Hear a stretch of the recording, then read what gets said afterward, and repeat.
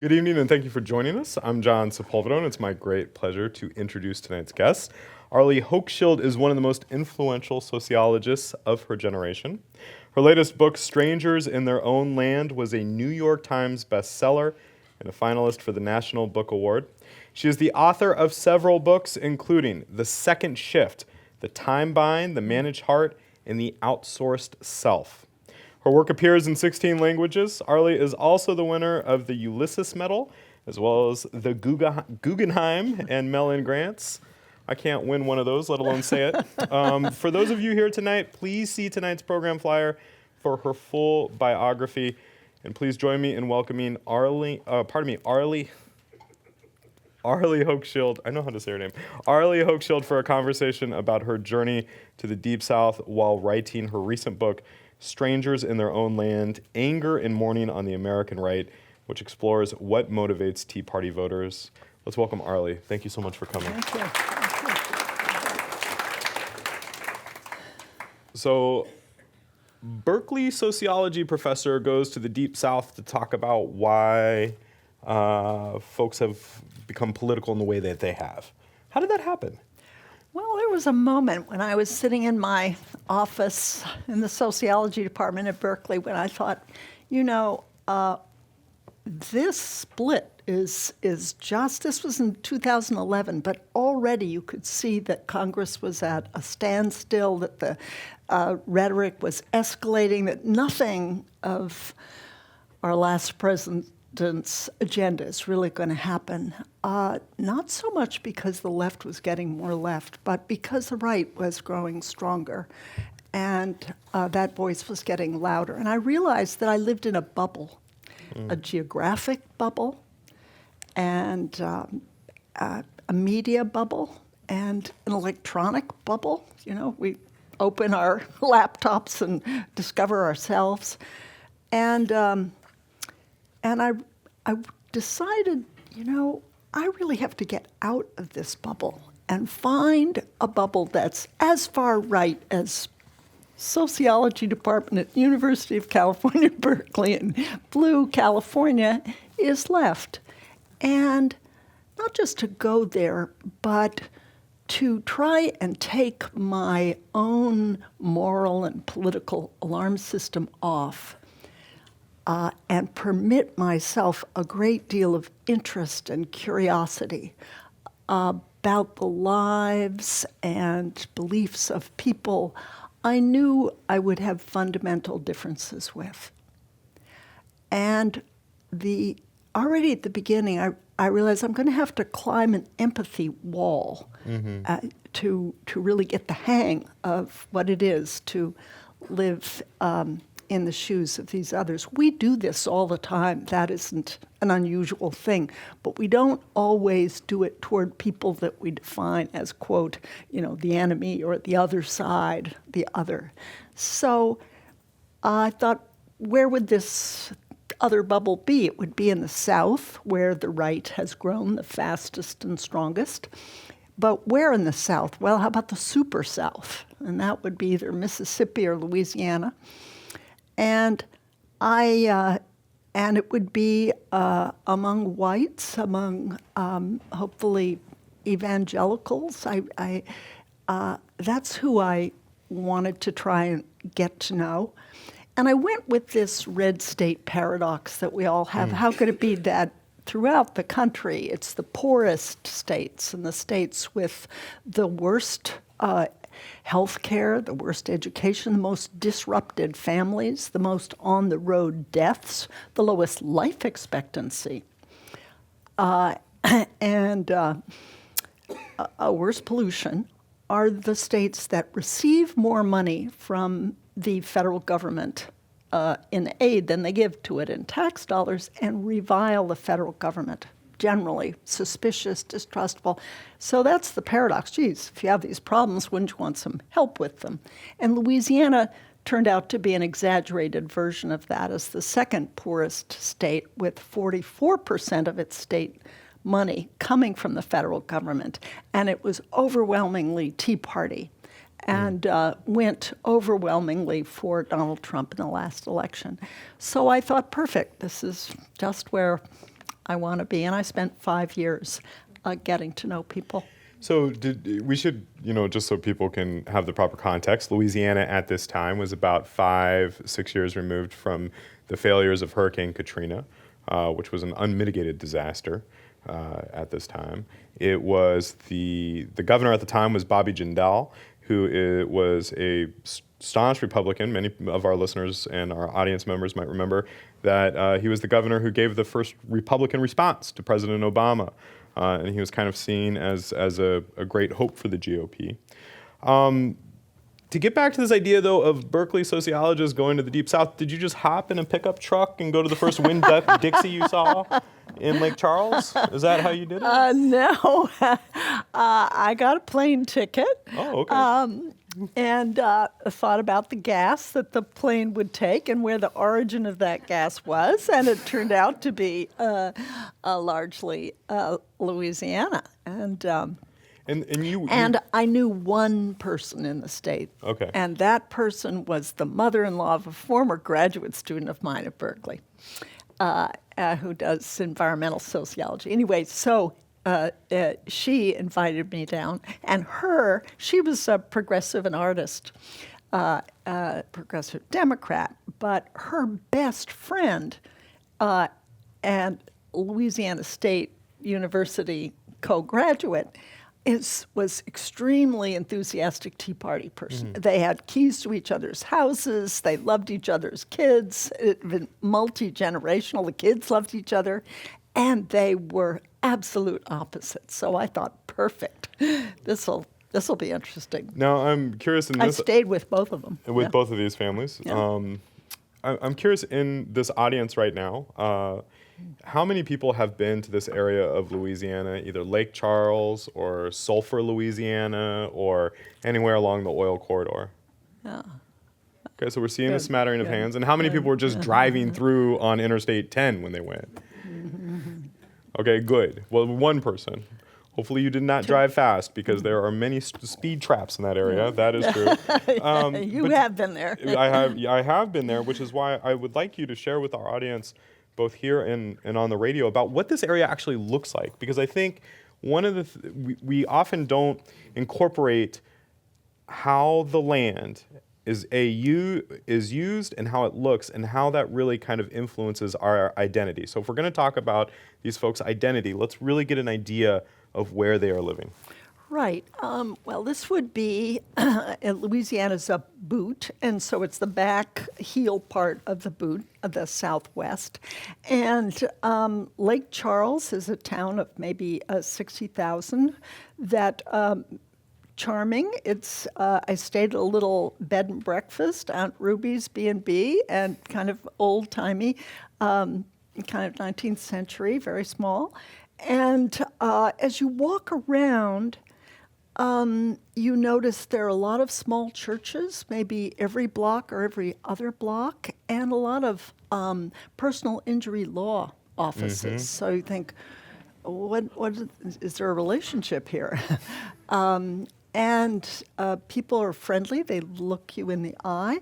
The sidewalks looked somewhat broken.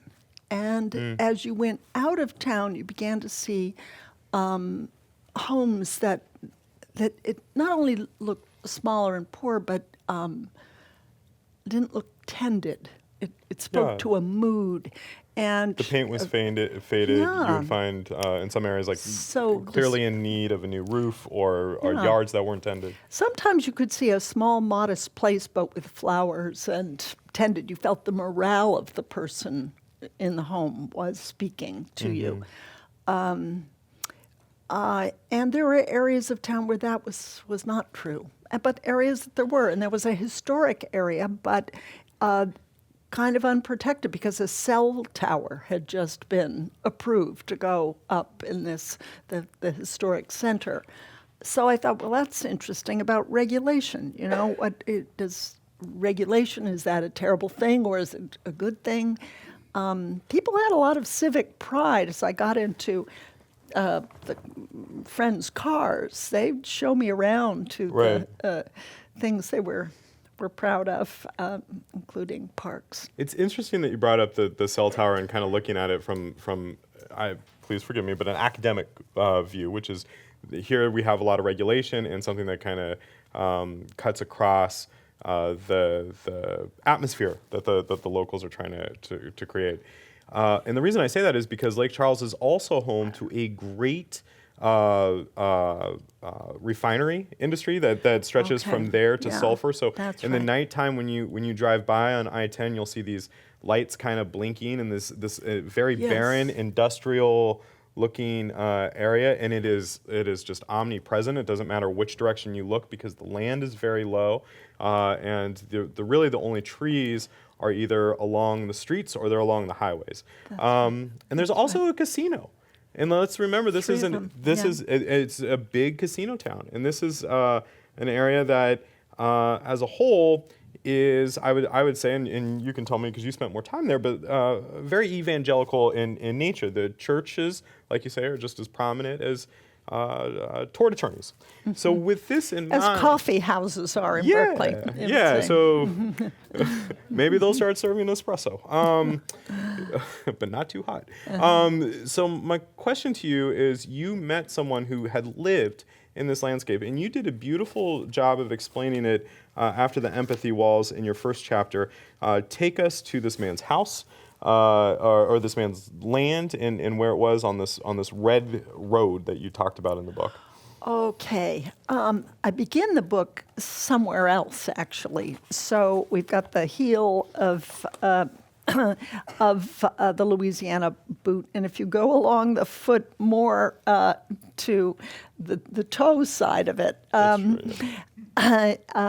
you will meet a central character in the book, and he lived in a small town called Bayou Corn. Has anybody ever heard of Bayou Corn? Okay. And it wasn't very far from the lower loops of the Mississippi that is now called, with good reason, Cancer Alley, because the lower loops are where the old plantations used to be, and where now petrochemical plants, Dow Chemical, Monsanto, Phillips 66 have actually bought that plantation lands, and some of them have their meetings in the old big houses. And so it isn't just a metaphor, but it is true that oil is the new plantation in the state of Louisiana, is the dominant industry, and dominates in cultural ways as well as political and economic ones. So anyway, I met a man. His name is Mike Schaff, and he was when I met him wearing a big Louisiana Tea Party T-shirt, and I thought, okay, it's just the kind of person I'd like to meet. And I met him at an environmental rally, but that I'll explain that in a bit. So how would the Tea Party person be at an environmental rally? Already I'm wondering. So I get to meet him, and I ask him, can I see where you were born? And can I see the school that you went to, and the church you went to, and where your parents are buried? And would that be okay? Yes, sure, he said. So I was born, he said, in a sugar plantation. So he takes me in his truck, and we're driving in this red, narrow road, and 7-foot-high sugar cane. And he was saying, well, now that's where my Uncle Pook had his garage, and this is where my grandparents lived. And he's pointing, and we're looking at sugarcane. What he's telling me is about a beloved a kind of home that he had. He was born the fifth of 7 children of a plumber in a renovated slave home. He called it a shotgun house. Well, the 9 of us fit in just fine. And he has very fond memories. And all the people I interview basically would say, well, we were poor, but we didn't know it. Had a wonderful childhood and loved running barefoot and shooting crows. And the shotgun house is called that because you could go from a straight line from the front door to the back door. That's right. Yeah. That's right. And so one of the first things he said, the reason I don't like big government, the reason I'm a member of the Tea Party is that it takes community away. Isn't it, in other words, it does for you what neighbors and friends should do for each other. And it evoked his childhood.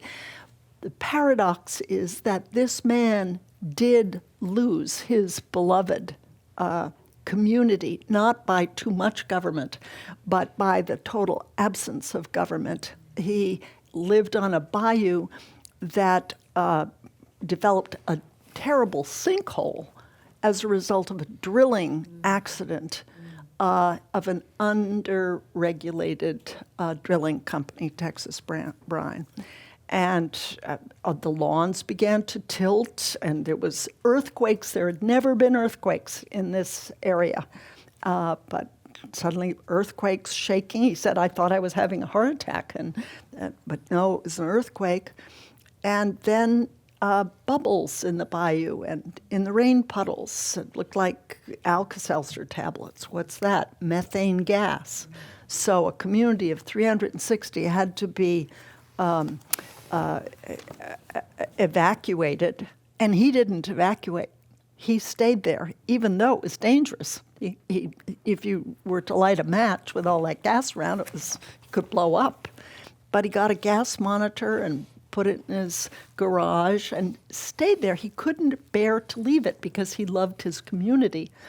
And so our conversations as we later went out fishing is, wait a minute, you love your community. I understand why you love it. It's beautiful. These bayous are extraordinary. Really, there's great physical magnificence there.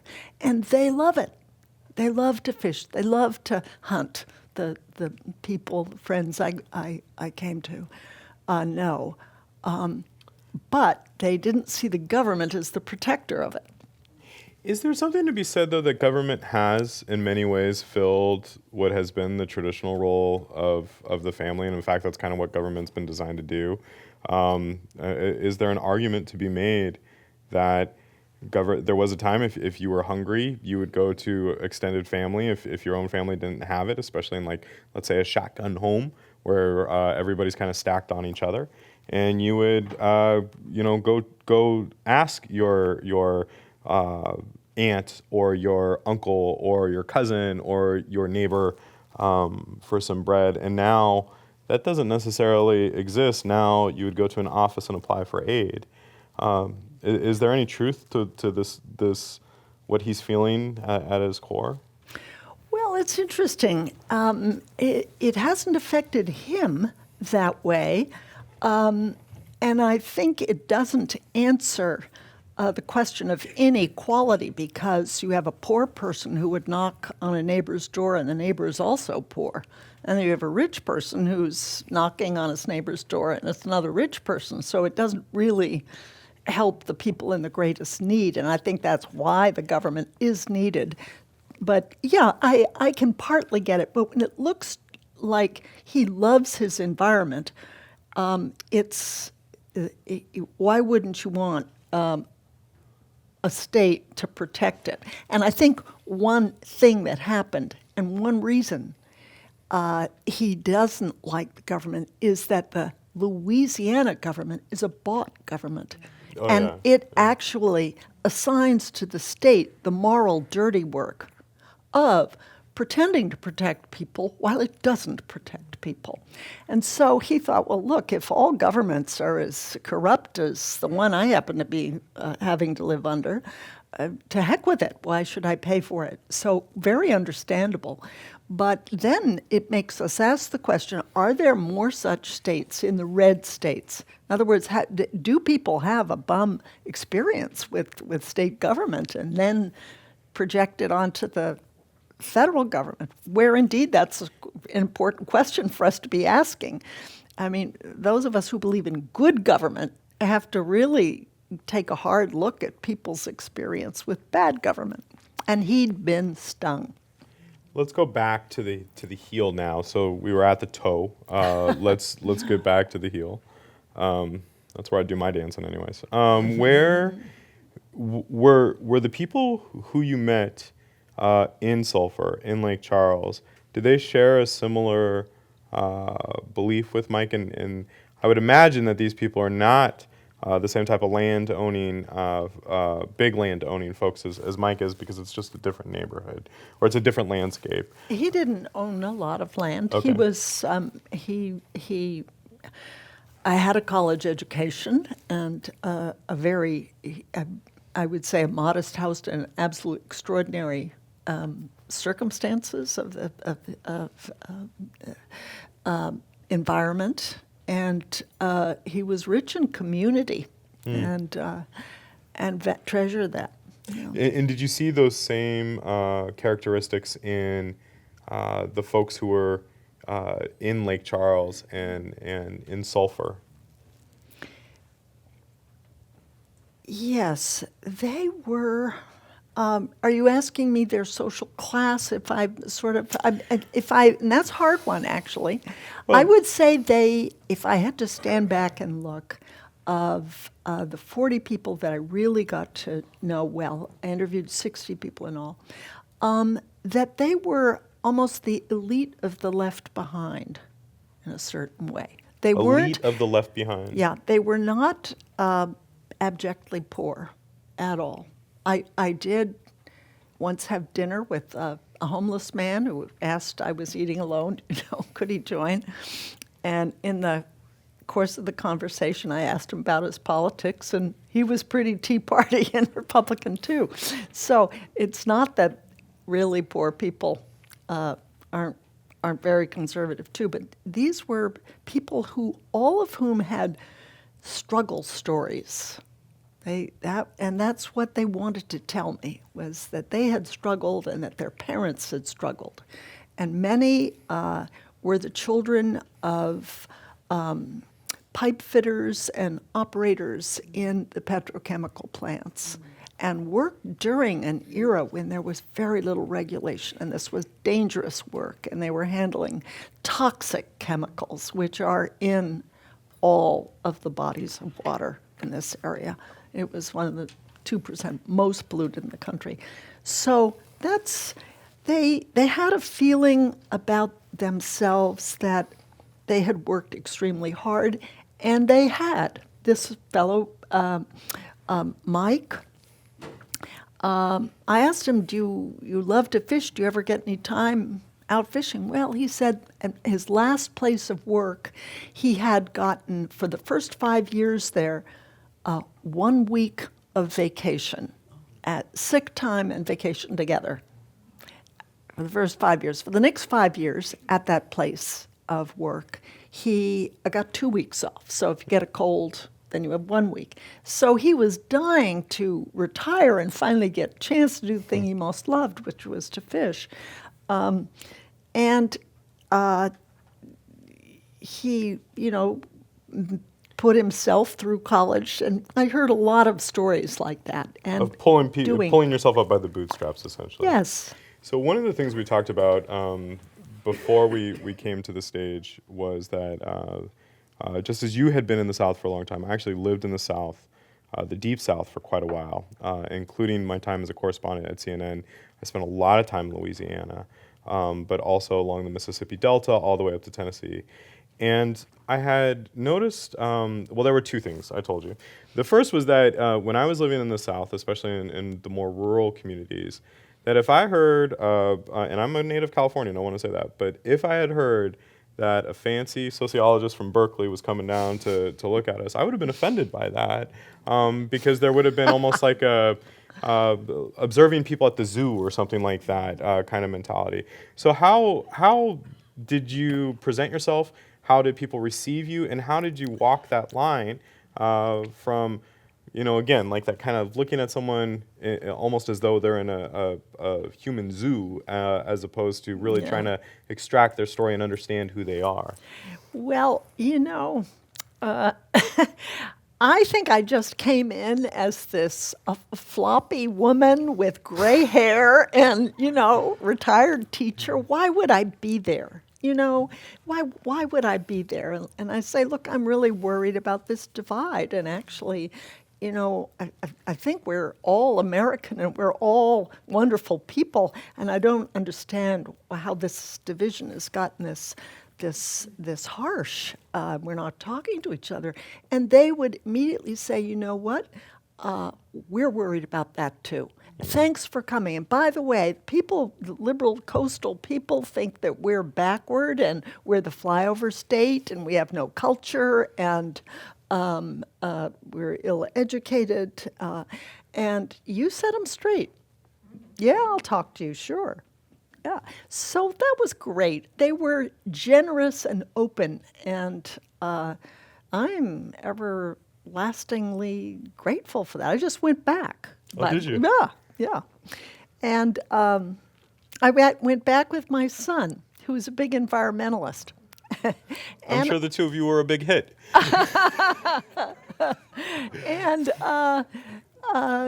And we went back to visit my friend Mike Schaaf, who voted for Trump, who's wants to abolish the Environmental Protection Agency.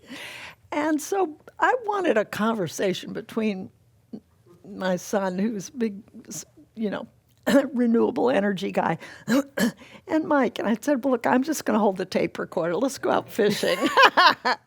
And you guys, can you figure out a way to have no more bayou corn sinkholes happen in this country? How can we do it? Can we do that without a good government? I mean, so there was common ground, by the way. I know you're going to get to that, but there is a lot of common ground you can have with people that you think you have very fundamental differences with, and do have differences. Arlie, why didn't you bring that tape here? We would have loved to hear that. We could have pressed play, and that would have been it. I have two more questions before we go to the audience questions. Another thing we were talking about backstage before we came out, and again, this is something I noticed in the South, and I want to make clear that these are my words. But I felt, especially when I lived in a place like Atlanta, or I lived in Rome, Georgia, which is in the Appalachian foothills, I never met a family who hadn't somehow been connected to Sherman's March to sea. Every single family, it didn't matter if they were from China or India or if it had somehow lived through the March to Sea. And I'm being a little bit facetious and exaggerating just a bit. That's one of the things I picked up in the South. But the point is that everyone had this tale of woe and this tale of hardship. And I found it to be very empowering myself, because all of a sudden I started thinking, yeah, I kind of pulled myself up too. And yeah, it wasn't the total education system that got me to where I was. I did it myself. I had my own book. But at the same time, there was a sense of, and these are my words, that I found perpetual victimhood. That there was always this kind of victim mentality that we were oppressed, we overcame, and now we're oppressed again, and we're overcoming. And that became a huge part of the narrative and the through line I saw. Am I wrong in that? Did you see that? And if so, how did you document it, and how do you address it in your book? Wow, that's a great question. Actually, on the face of it, I saw almost the opposite. They didn't see themselves as victims, and they didn't like liberals with their great list of victims, the oppressed, browbeaten woman, the never have an opportunity black, the misunderstood transsexual. They said, well, all these poor dears is what waiting in line for a government for solicitation, for sympathy, and so they didn't want to be a poor dear, but they did and they didn't. I actually think it was a dilemma for them and a conflict, that life had been hard, and it had called on a great deal of stoicism that they felt progressives didn't see or appreciate, and yet they felt like they were being put in the back of the line. I should say that Wouldn't that suggest though that they're being the victim? That they're essentially being victimized by being put in the back of this line? That's right. They felt like victims, but they disdained the act of claiming victimhood. That was the conflict. That seems like a cognitive dissonance, the same as wanting no regulation, but being upset when no regulation leads to the disappearance of something beloved in the community. They're not the only ones with contradictions, by the way. Oh, yes. I want to make it very clear. Our good share. This type of contradiction and these types of stories are throughout the human condition. It's just these are the specific ones I saw specifically in the South. And that's the point of the book, is to kind of open out that conversation. What opinions did you change? When you went there, you brought Berkeley with you to the Deep South. What of the Deep South did you bring back to Berkeley? You know, a whole picture of how America sees regions and sees social classes. I felt like I was visiting a region, a quite extraordinary region, but also a social class, a kind of a blue-collar class is the words that's given to it. But people who work hard with their hands and are just as smart as anybody else, but get put down and are diffident, feel like they are put down.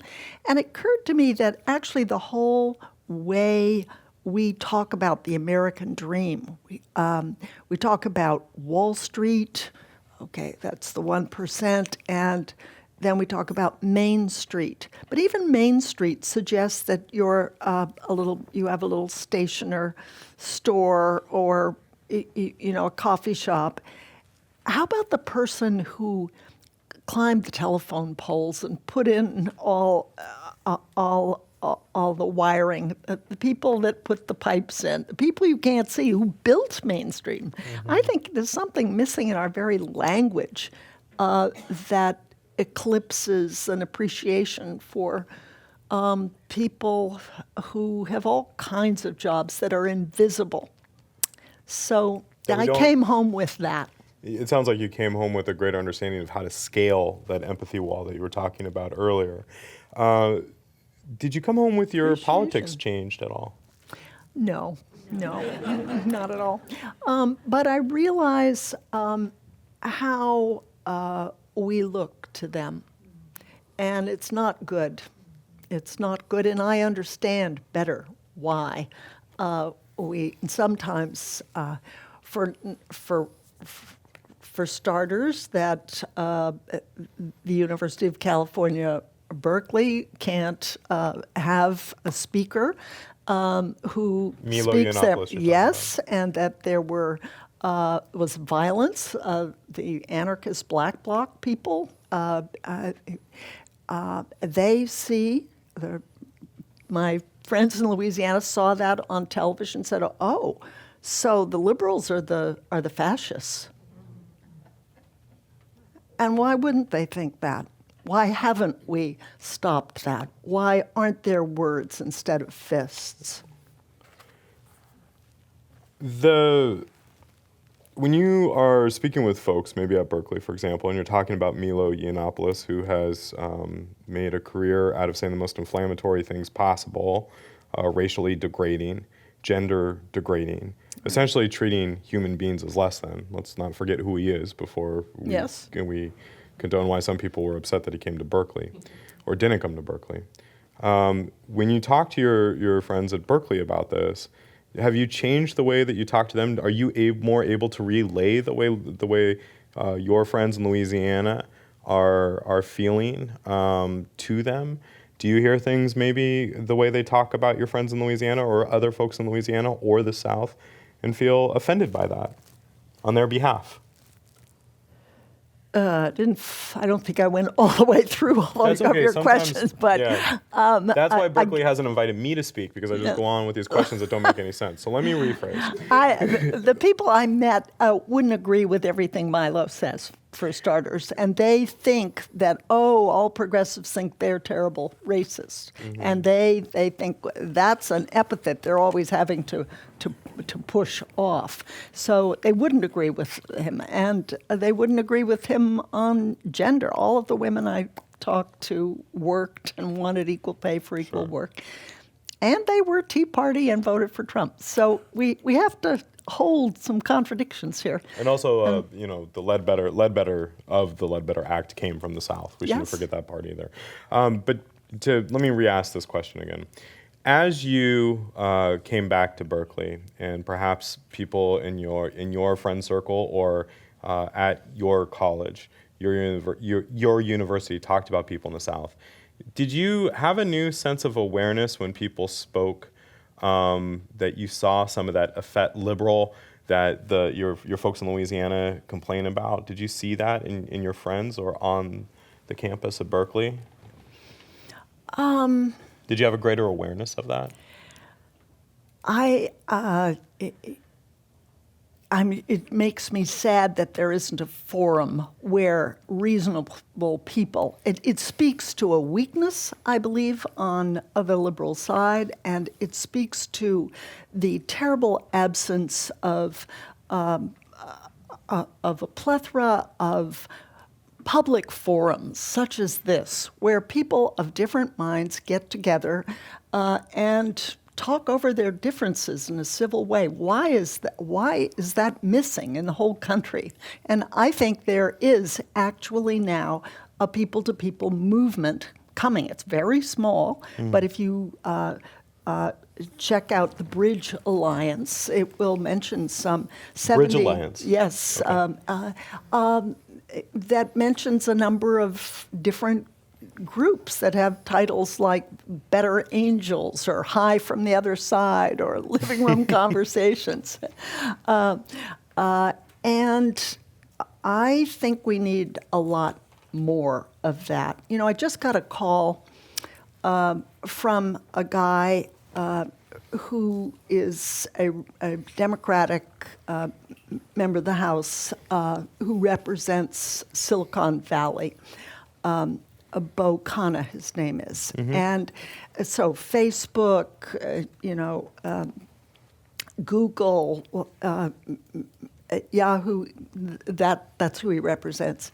And I wondered why he was calling me. Well, he has gotten together with a Republican from Kentucky, and they have cooperated on a project to get coders, being trainers, to come from Silicon Valley and go to train unemployed coal miners and their young kids. In Appalachia? In Appalachia. It's called Paintsville, and they're calling it Silicon Hollow. But there had to be a political bridge. In other words, I think we are who we are. We're not going to morph into something different. We have our identities.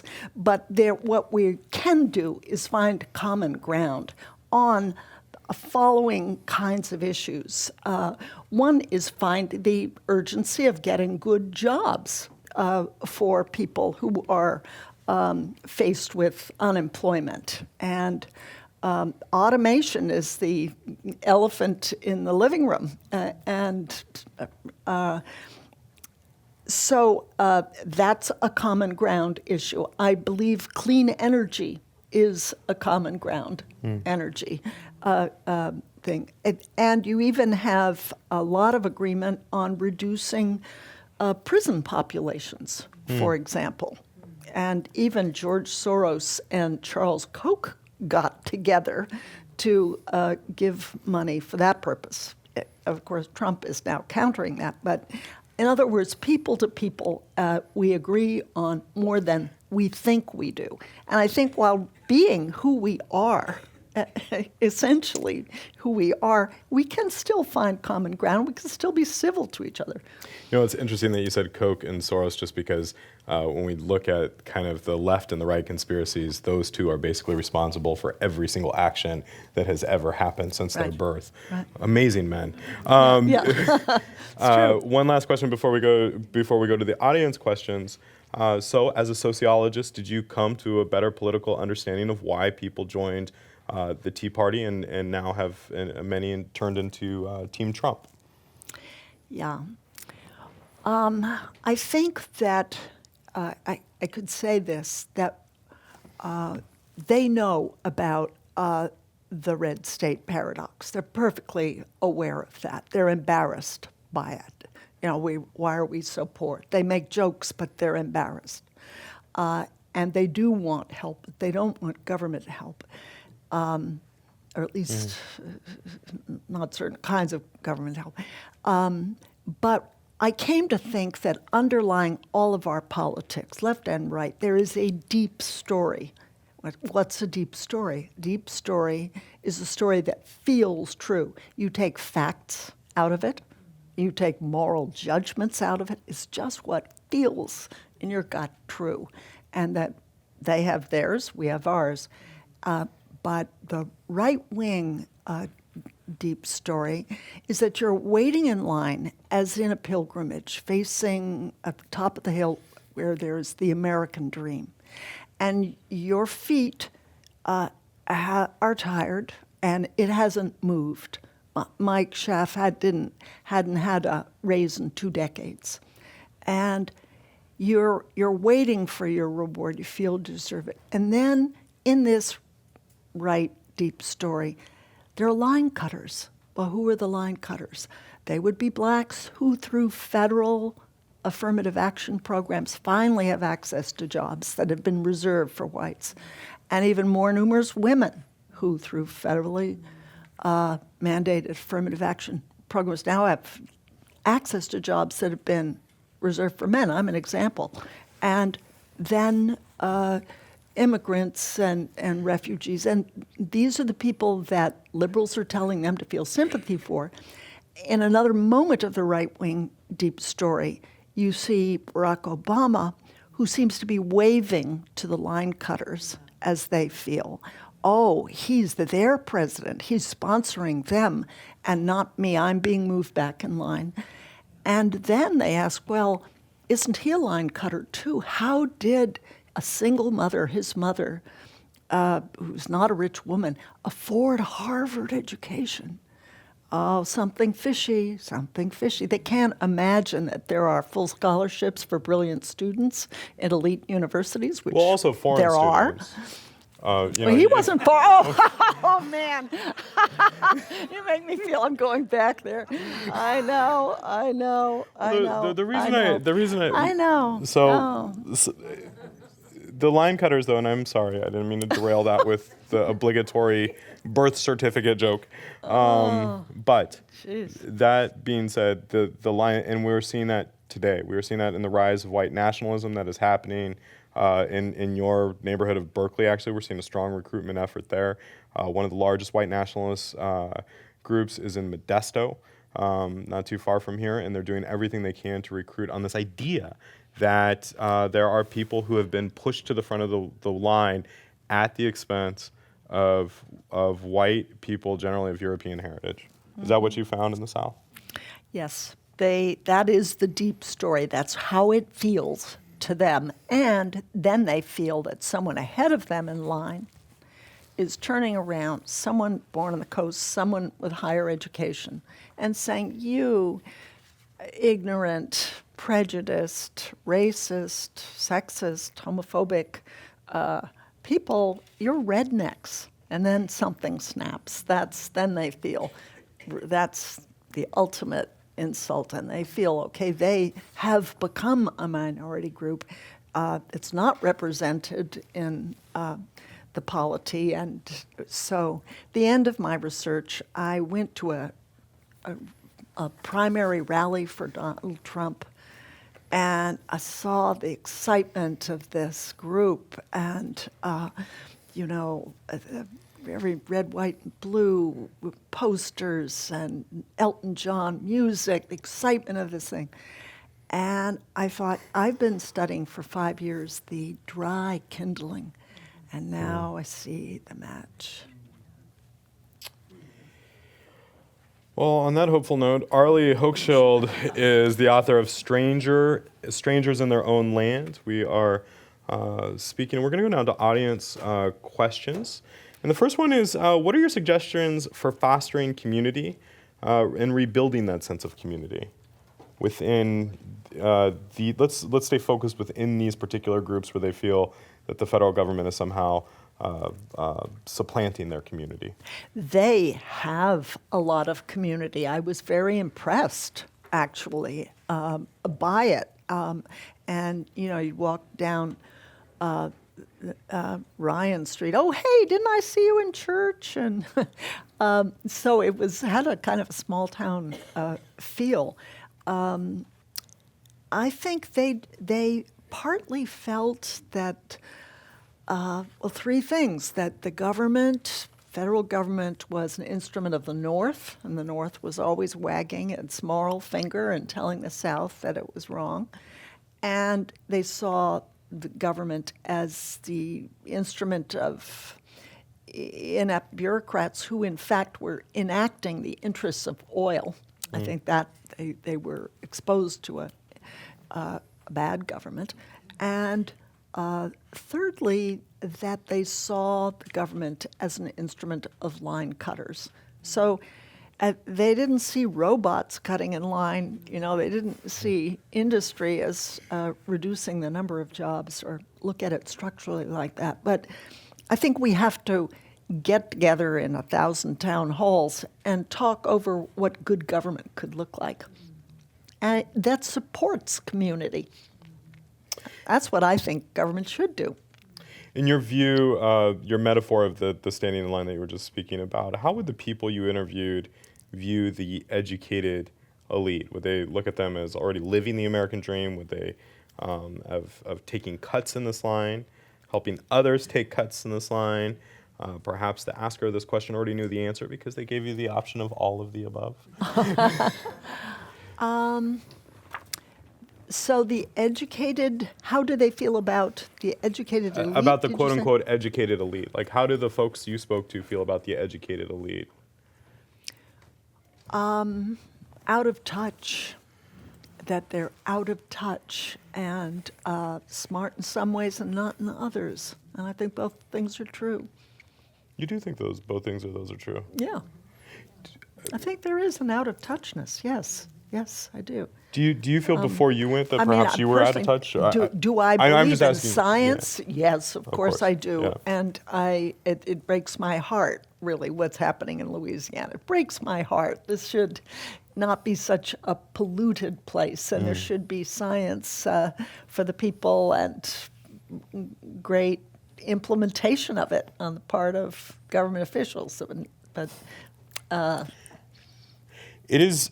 We should say about Louisiana. I got my start in journalism at the Texas State House, and I was at the Texas State House my first year when the Democrats left the state. Some of you might remember this, to avoid Tom DeLay's redistricting plan, and they were supposed. And if by leaving the state they left a quorum. My point with it is that Texas Democrats were supposed to go to Sulphur, Louisiana, because it's right over the border, but they said it was too dirty for them.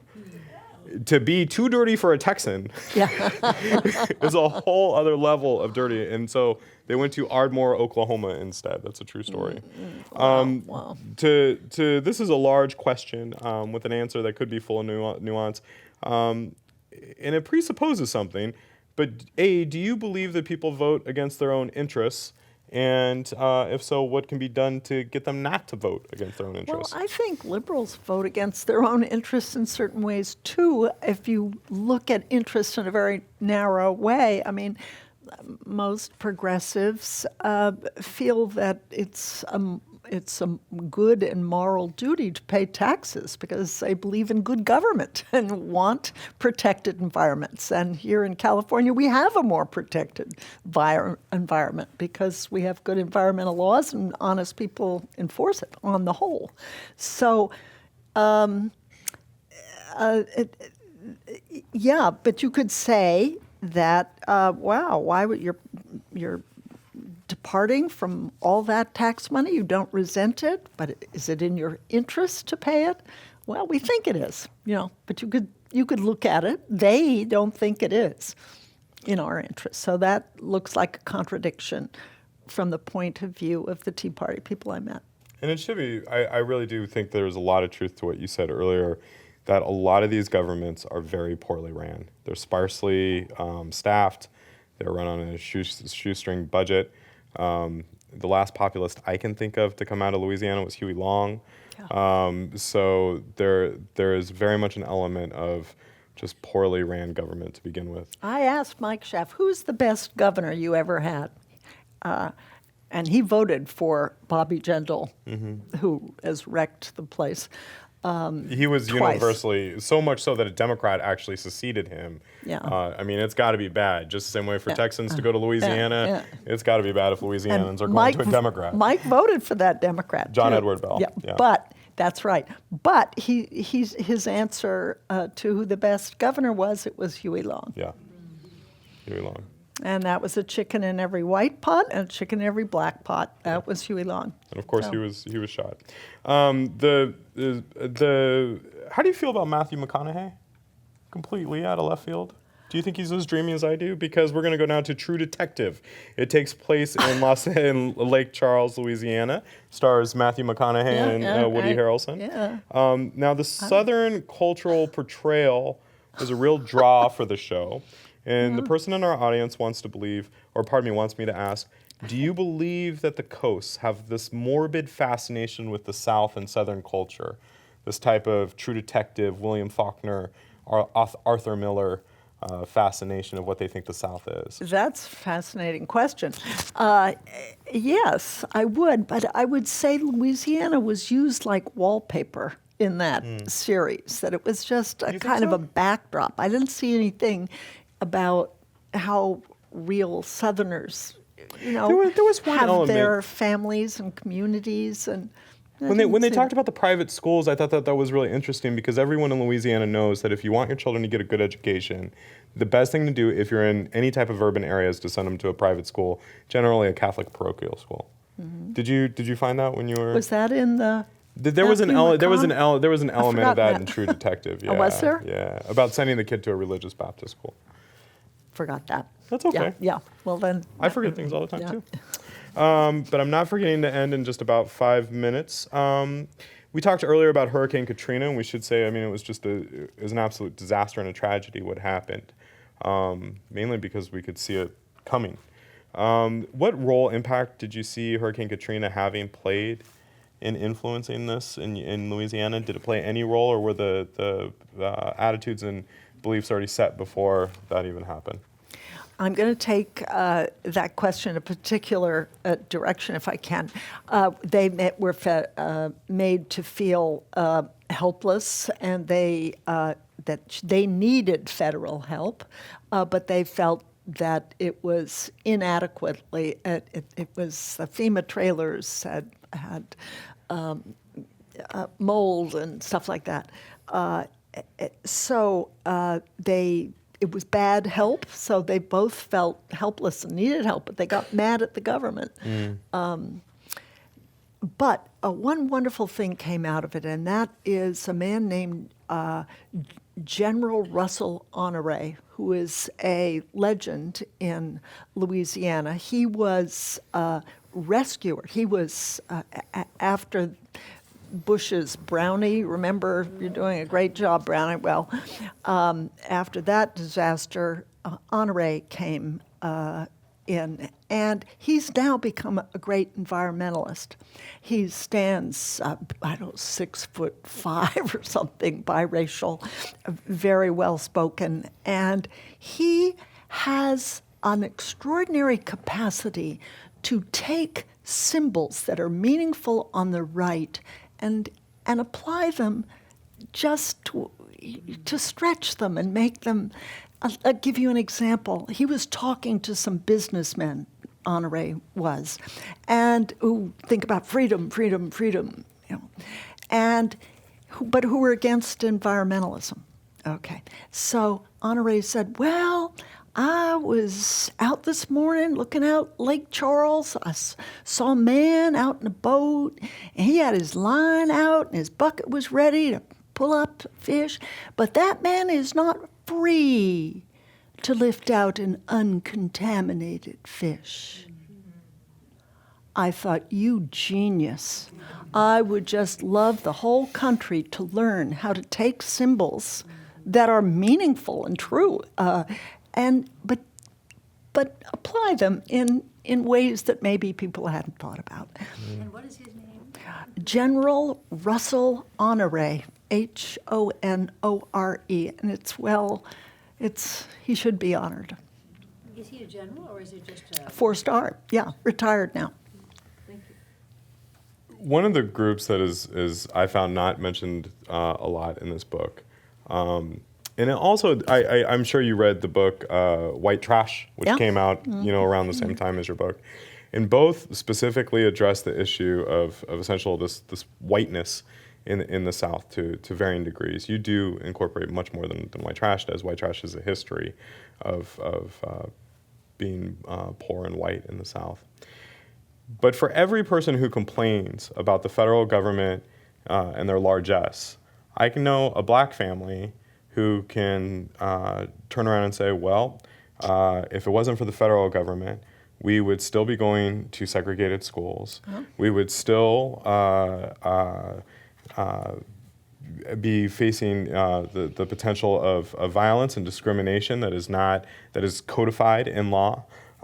We'd still maybe even perhaps, who knows in this atmosphere, be seeing some of the things that Ida B. Wells describes 100 years ago. What role, and you have 2 minutes, what role does the racial identity of white folks play in their hatred, their dislike for the federal government, and sometimes their outward hatred for regulations? I think it's deeply important, but I don't think it's confined to the South. I think it all depends on how you define racism. Now, the people I came to know said, we're not racist, I'm not a racist, but how did they define racism? Well, they would say, like this Mike Sheff said, he said, well, I'm a reformed bigot, is what he said. Yeah. I said, what's a bigot? And he said, well, a bigot is someone who hates blacks. I've never hated blacks. Or who uses the N-word, and I did used to use the N-word. But said, now I'm offended by it. So if someone used that word on my Facebook page, I unfriend them. It's offensive to me. But the people on the Democratic side, they use the R word, redneck. So that's how he saw. And in your estimation, based on what you observed and what you experienced, you saw that there was an equivalence between the word redneck and the N-word. They felt that. That's what I'm saying. I think my definition of racism is a much more structural one. Mm-hmm. If a black widow couldn't rent one of Donald Trump's apartments in the 1970s, well, that's a policy thing. That's a practice. That's not just what word you use. We also see a large number of Latinos and Hispanics come, especially after Hurricane Katrina, to Louisiana, and they have stayed. They've built specifically in like Shreveport, Baton Rouge. What is the feeling towards immigration, and do they feel that it's mainly Latinos?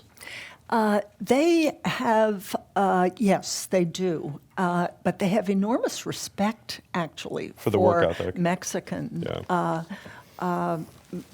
undocumented workers. They're like us. They're workers, and so they actually said, whites don't work as hard as Mexicans do. So there was a kind of respect, a tipped hat, even while they were threatened by it.